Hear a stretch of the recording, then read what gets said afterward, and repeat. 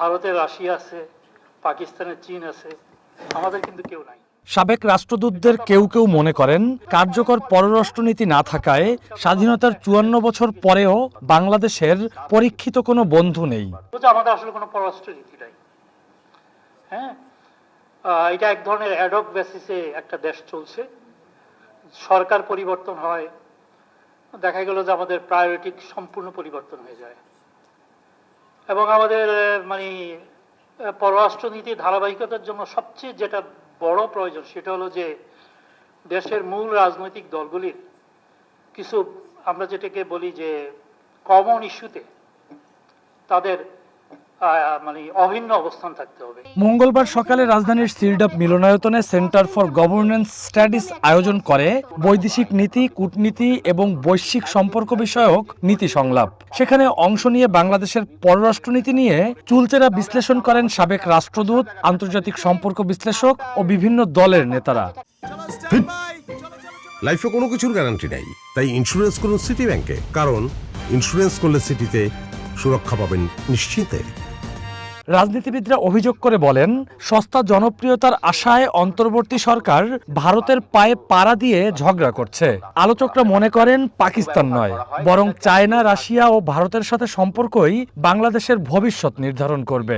ভারত সাথে আমাদের দীর্ঘদিন যাবত বিশেষ করে দেখেন এই সরকার আসার পরে কেন জানি না বারবারই ভারতের সাথে পায়ে পাড়া দিয়ে ঝগড়া করার একটা মানসিকতা, অর্থাৎ সস্তা পপুলারিটি অর্জনের জন্য তারা এই কাজগুলো করে যাচ্ছে। পাকিস্তানের দিকে তো আমাদের যাওয়ার প্রয়োজনই হয় না। Pakistan what can Pakistan do for us? পাকিস্তানের সাথে আমাদের সম্পর্কটা শক্তি সম্পর্ক চায়না, রাশিয়া এবং ভারতের সাথে সম্পর্ক নির্ধারণটা হচ্ছে অত্যন্ত গুরুত্বপূর্ণ। যারা শুধুমাত্র ক্ষমতাশ্রয়ী, যে কোনো ভাবে ক্ষমতায় যেতে হবে, আগে থেকে এই যে আমেরিকার কথা আমরা বললাম, সাম্রাজ্যবাদের কথা বলছি, তাদের আনুকূল্য পাওয়ার জন্য ব্যস্ত হয়ে পড়েছে এবং অন্য যে কোনো সময়ের তুলনায় আমরা দেখছি নগ্নভাবেই দলীয় এবং অনেকে প্রচার করছে অমুক দেখ চাই আমরা ক্ষমতায় আসি। এইটা যেন একটা বড় কৃতিত্বের ব্যাপার। একটা প্রবাসী প্রধান উপদেষ্টা সারাক্ষণে উনি বিদেশ সফরে আছে এবং অনেক কিছুই আমাদের জন্য আনতে সেই সব কথাবার্তা বলেছিল, শেষ পর্যন্ত অশ্বডিম্বগুলো দেখতেছি। এখানে উনি বলেছেন যে যারা ক্ষমতায় থাকে তারা ব্যক্তি স্বার্থে পররাষ্ট্রনীতিকে ব্যবহার করে।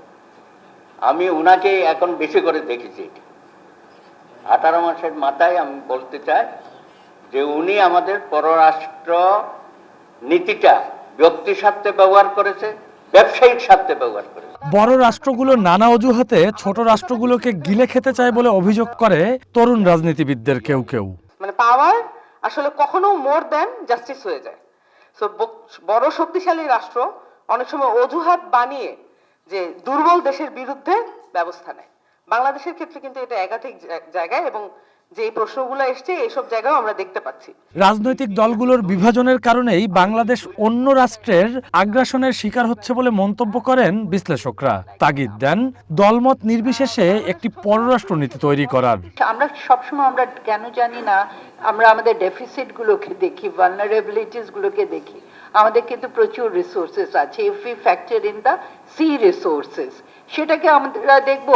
আমাদের এয়ার স্পেসটাকেও তো আমাদেরকে দেখতে হবে। যে সরকার নির্বাচন পরবর্তীতে গঠিত হবেন, সংসদের রুল বুকে কি আছে না আছে সেটা নিয়ে ব্যতিব্যস্ত না থেকে একটা জিও ইকোনমিক স্ট্র্যাটেজিক ইনস্টিটিউশন বা অর্গানাইজেশন করা উচিত এবং সেখানে কোন একটা অবকাঠামো ডেভেলপ করতে হবে যাতে করে আমরা এই স্যাংশনের ধাক্কা না খাই। সেভেন সিস্টার্স ভারতের সংবেদনশীল স্থানগুলোর মধ্যে অন্যতম। এটি নিয়ে উস্কানিমূলক বক্তব্য দেয়া থেকে বিরত থাকার আহ্বানও জানান সংশ্লিষ্টরা। একই সাথে ভূরাজনৈতিকভাবে শক্তিশালী হতে দেশের সমুদ্র সীমা, আকাশ সীমা ও অন্যান্য সম্পদ ব্যবহারের তাগিদও দেন তারা। Rakibul Rahat, one news, Dhaka.